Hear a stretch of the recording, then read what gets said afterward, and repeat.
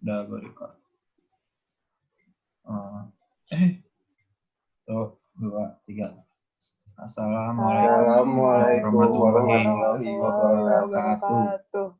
Kami dari kelompok sekian mau ngejelasin tentang leadership in organization summary from the first meeting until day 14 meeting. My name is Eldino Pratama. My name is Zaki Alfarrel. My name is Annisa Nabila Yasmin. And we'll get to the presentation. Let's go. The summary before midterm. Next.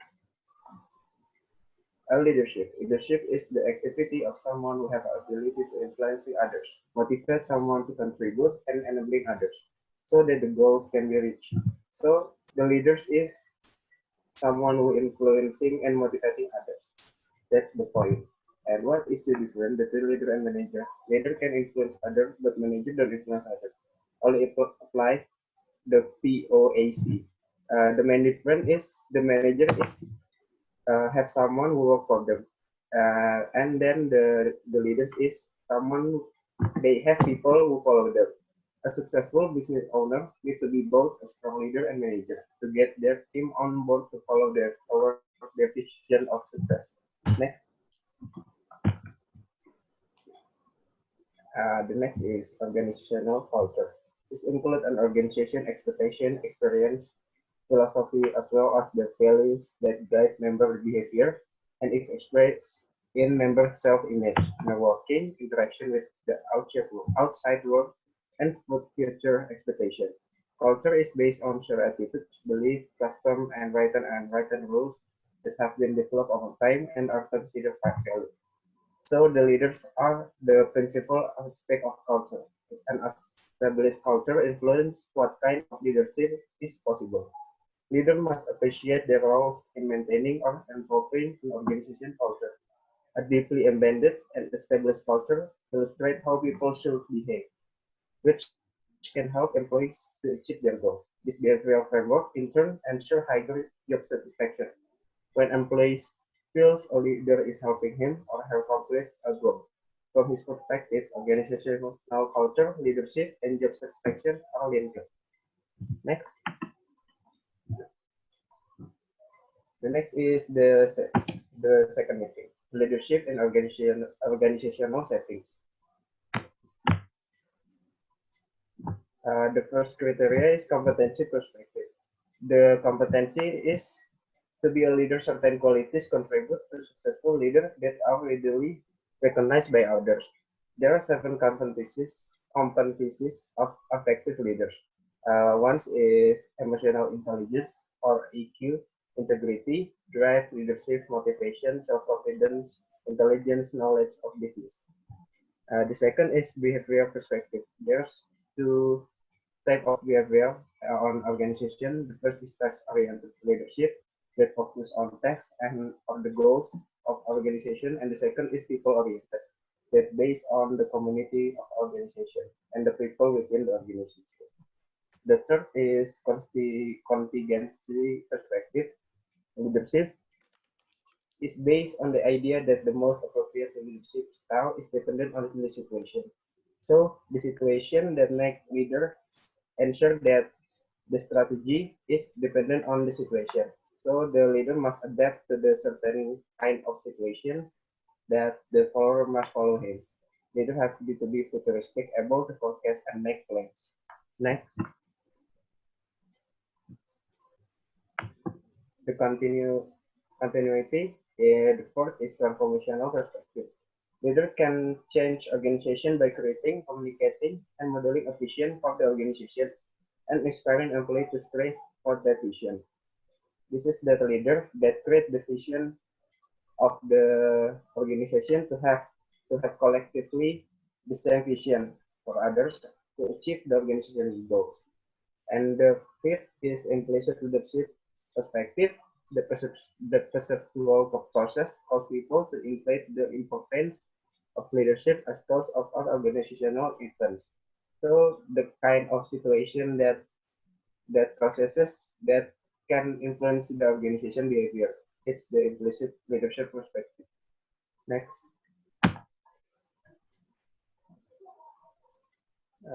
The next is the meeting 3 to 4, the theory of leadership. The first theory is the Gridman theory. According to this theory, capacity of leadership is inborn, which means a person is natural born leader. These natural born leaders are highly influential individuals, gifted with divine inspiration and the right characteristics like charisma, intelligence, wisdom, political skill, each met with a capability to have a decisive historical impact. Another assumption of Greenman theory, of course, is that leaders are born possessing certain traits that enable them to rise and the great leader will arise when there is great need. So this is basically the the leader that born since the day one of their life. So they have some skills to do a leader skill. And the second is trait theory consider the personality, social, physical, or intellectual traits to differentiate leaders from the non-leaders. And the assumption of trait theory is people are born with inherited traits. This means that some people have a trait that inborn when he's live, like someone get the surviving ability to do something since they born, or some trait are particularly suited to leadership. And the last is people who make good leader will have the right combination in traits. Next, the continuity, and the third is behavior theory. Focus on the action of leader, not on mental quality. Or internal states, people can learn to become leader through teaching and observation. This theory is the leader just do as the community do. Just leader just born from the community of the society or the environment that the leader live. The assumption of the real theory is leader can be made rather than born. A successful leadership is based in definable, learnable behavior. The fourth is contingency theory, the 90s. There is no best way to organize a corporation, to lead a company, or to make decisions. Instead, the optimal course of action is dependent on the internal and external situation. No leadership style is the best in all situations. In other words, the leader modifies the base course of action upon his or her own characteristics and the context of current situation. Next. And the last is path goal theory. An effective leader guides his or her employees to help them attain shared goals. He or she supports employees in order to ensure that their goals and collective goal coincides.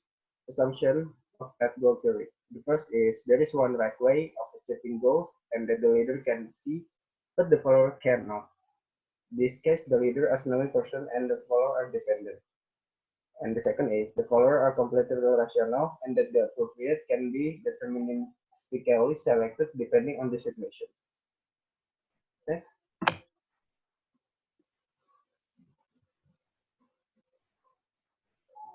The next is the material from meeting 5 to 6, which is about types and styles of leadership. First type of leadership can be interpreted as a form or pattern or type of leadership in which one or more leadership behaviors or styles are implemented as supported. The leadership style is defined as the behavior or method chosen and used by leaders in influencing the thoughts, feelings, attitudes, and behavior of members of the organization's subordinates. So there are five main points in this meeting. The first is authoritarian type and style leadership. This type of leadership collects a number of leadership behaviors or styles that are centered on the leader as the sole determinant, ruler, and controller of the members of the organization and its activities in an effort to achieve organizational goals. The second point of this meeting is democratic type and style leadership. Democratic philosophy that underlines the view of all types and styles of leadership is the recognition and acceptance that humans are beings who have noble values and dignity with the same human rights. Next, the third point of this meeting is the free leadership type. This type of leadership basically holds the member of the organization are able to be independent in making decisions or able to take care of themselves with little possible direction or guidance in realizing their respective basic tasks as part of the main task of the organization. The fourth uh, point of this meeting is relationship between leadership theory and style. Leadership style or behavior all leadership styles or behavior as described above cannot be separated from or closely related to leadership theory to make the organization effective, as has been mentioned in many previous descriptions. Next, the last point of this meeting is other style or behavior of leadership. There are four other styles of or behavior of this leadership. The first, expert leadership style or behavior. This leadership emphasizes that a leader must be professional in his field, which can be obtained from formal education and or long-term work experience in the field of organizational work. The second style or behavior of leadership is charismatic leadership style or behavior. Charismatic leadership is throwback to the old conception of leadership of leader as being those who by the force of their personal abilities are capable or of having profound and extraordinary effect on followers. The third style or behavior of leadership is paternalistic leadership style or behavior. Leaders whose roles are characterized by fatherly attitudes in the sense of protecting and helping members of the organization they lead.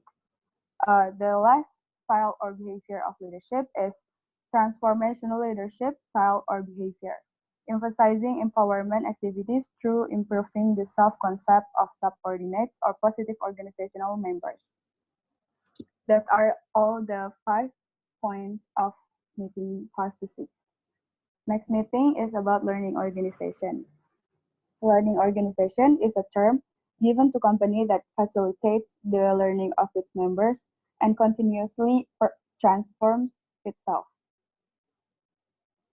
Next, the characteristic of learning organization is new ideas and information, strive to reduce structural, process, and interpersonal barriers to the sharing of information, and encourage employee and encourage an environment to use information, ideas, and knowledge to corporate goals. The area of learning organization is personal mastery, mental models, working in teams, shared vision, and system thinking. How to create learning organization is all employees from top management to the rank and file workers must establish a commitment to change for bringing about changes and improvements of the organization. The second is to accept change more readily. Formal boundaries between people are to be eliminated. The third is to adapt effectively. Organizations should develop a culture of openness and growth by fully incorporating employees into challenges faced by the organization. That's all for the meeting 7. Next to the summary after midterm. So here's a summary after midterm.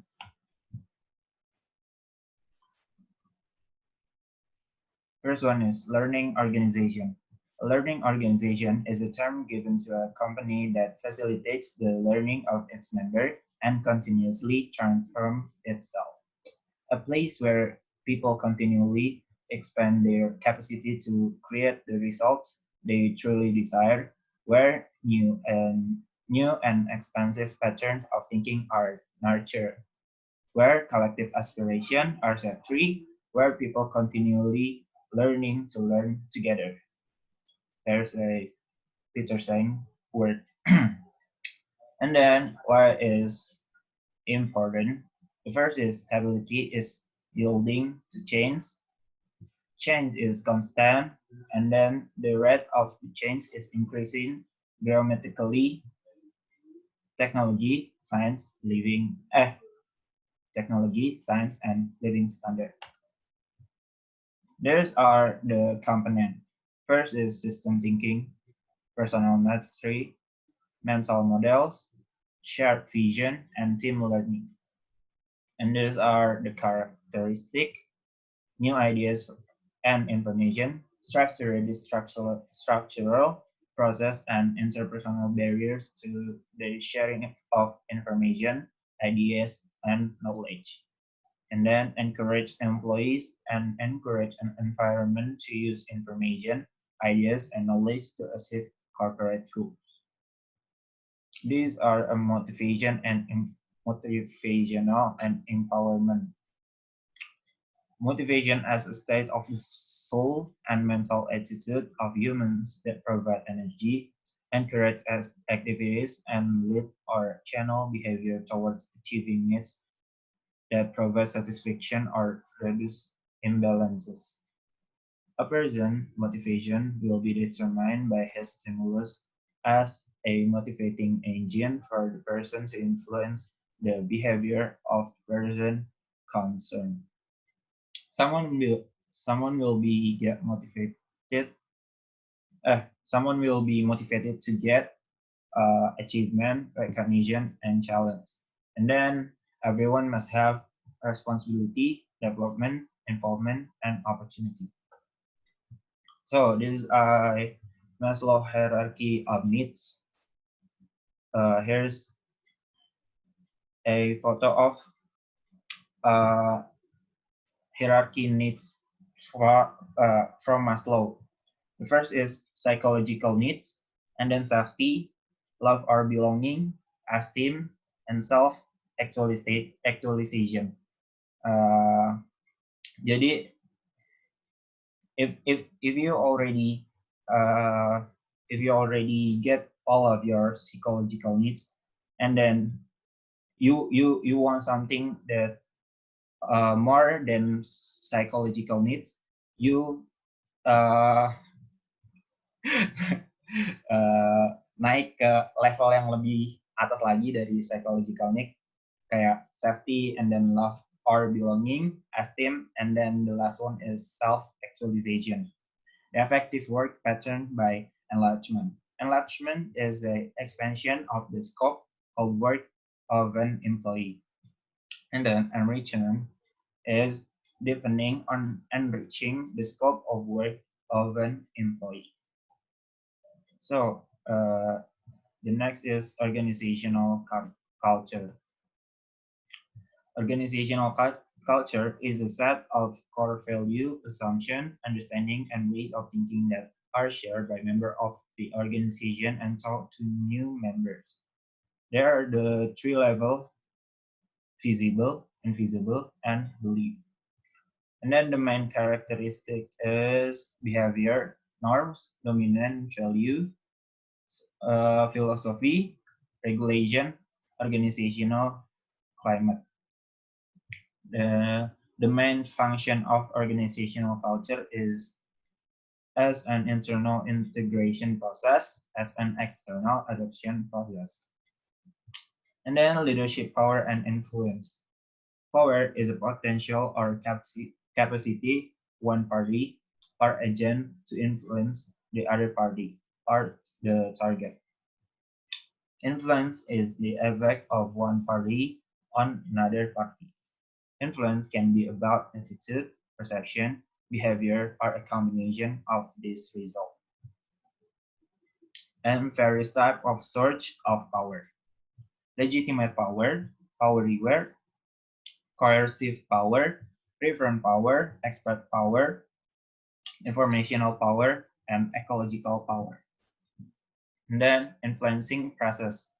Instrumental compliance, internationalization, personal identification. And then I think that is all from me and from us. So Thank you for your attention. And that's all. Assalamualaikum warahmatullahi wabarakatuh. Waalaikumsalam warahmatullahi wabarakatuh. Thank you guys. Selesai.